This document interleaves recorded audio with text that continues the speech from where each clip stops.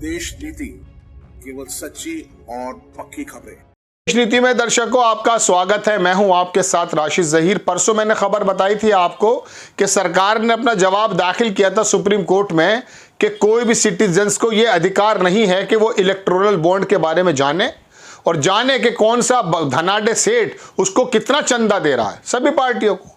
जबकि 12,000 करोड़ रुपया जो पिछले दिनों आया है तमाम राजनीतिक पार्टियों में, उसमें दो खंड जो हैं, दो हिस्से जो हैं, वो सत्तारूढ़ के पास हैं, भारतीय जनता पार्टी के पास आया है। सुप्रीम कोर्ट में आज से इसकी हियरिंग शुरू हुई दर्शकों। वहाँ क्या क्या तथ्य हुए हैं वो मैं आपको बताने जा रहा हूँ।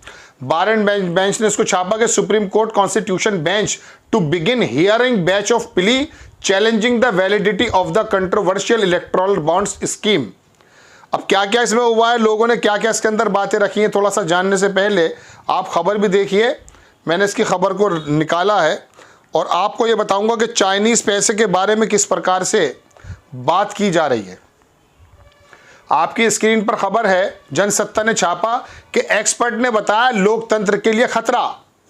इलेक्टोरल बॉन्ड्स के बारे में सुप्रीम कोर्ट क्या करेगा फैसला। अखबार लिखता है कि राजनीतिक दलों को इलेक्टोरल बॉन्ड के चुनावी चंदा मिलता है, ऐसा जनवरी 2018 से चल रहा है। इसे लेकर विवाद है क्योंकि इलेक्टोरल बॉन्ड के माध्यम से मिलने वाले चंदे में दानकर्ता की पहचान गुप्त रखी जाती है। कितना दान होता है? हजारों करोड़, या फिर वो हजारों करोड़ इसलिए दिया जाता है, सैकड़ों करोड़, कि हमारे काम बनेंगे भविष्य में। दान दिया जाता है, उसको गुप्त रखा जाता है। ये दान है। आप लोग फकीर हैं, आपका दुनिया में सबसे बड़ा पार्टी का वो है, मैं सभी पार्टी को भी कहूं कितना बड़ा फंड आपके पास पड़ा है।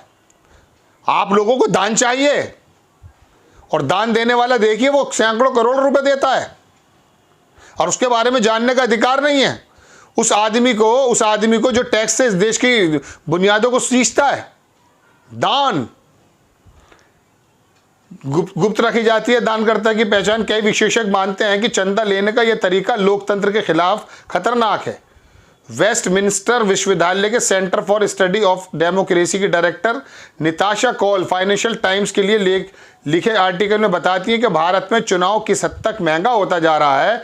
वो आंकड़ों के हवाले से लिखती हैं, 2019 के आम चुनाव में 2014 की तुलना में 2 गुना खर्च हुआ है। भारत की आखिरी आम चुनाव 2016 के यूएस प्रेसिडेंशियल इलेक्शन से ज्यादा महंगा था। इससे पता चला कि चुनाव में रुपयों का बोलबाला बड़ा है। चुनाव में पैसा खर्च करने के लिए राजनीतिक दलों को चंदा लेना होता है, जो अब चुनावी बॉन्ड से आता है। चुनावी बॉन्ड को लेकर कौल की राय है कि यह पारदर्शिता के नाम पर अस्पष्टता को वैध बना रहा है। लेन देन के जिस तरह से गुप्त रखा गया है, उसे ना तो दाता और ना ही राजनीतिक दल को दाता की पहचान बताने की आवश्यकता है। महुआ मोइत्रा ने पैसा लिया है सवाल पूछने के लिए, 2 करोड़ 75 लाख 50 लाख, हजारों करोड़ आप ले गए। महुआ मोइत्रा पर तो साबित नहीं कर पाए पैसा, वो चैलेंज कर रही है। आप लोग हजारों करोड़ रुपए डकार जाएं, उसके भी कुछ हद नहीं, और उससे बेशर्मी के साथ ये कह देना कि कोई अधिकार नहीं है सिटीजन्स के सारे अधिकार तो छीन ही लिए ना भगवान। अपनी बात नहीं कह सकता है वो बंदा, निलंबित हो जाएगा, किसी भी सदन का हो। बहरहाल दर्शकों, ये स्थिति आपके सामने है, लेकिन हैरत की बात यह है आप लोगों को सब कुछ जो है डाइजेस्ट हो जाता है। ये है एक प्रॉब्लम।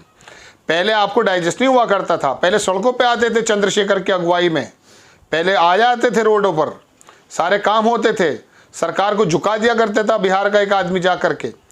न्यूज़ क्लिक में पैसा आया है, अमेरिका के किसी आदमी ने कह दिया था, हंगामा उतार कर रख दिया, लैपटॉप छीन कर ले गए लोगों के। चाइनीज़ कंपनी मैन्युफैक्चरिंग हब में इन्वेस्ट नहीं कर सकती इतनी इजी जितनी आपको चंदा दे सकती है ना, वो इजीली है। Supreme Court SG earlier it use to come but now it does not. CJI ने कहा this is a just policy decision, we will resume tomorrow. कल बहस करेंगे, कल बात करेंगे। लेकिन दर्शकों, ये सब आपके सामने चल रहा है। आपका पैसे का बंदर बाट धनाढ्य वर्ग आपसे लेकर के पैसा लगा लेता है, और जो छोटे छोटे उद्योग हैं उनको बंद करके बड़े बड़े हब बनाए जाते हैं। बड़े बड़े बिजनेसमैन्स को जो हैं उनके कर्जे माफ़ कर दिए जाते हैं, और कुछ पैसों पे किसान फांसी पर लटक जाता है। सुई लेकर हवाई जहाज खरीदने पर आप टैक्स देते हैं, माचिस की तीली पर टैक्स देते हैं आप। फिर कहते ये हैं इनकम टैक्स नहीं आ रहा है। कौन सी चीज़ पर टैक्स छोड़ा है साहब? कौन सी चीज़ पर टैक्स छोड़ा है बताइए?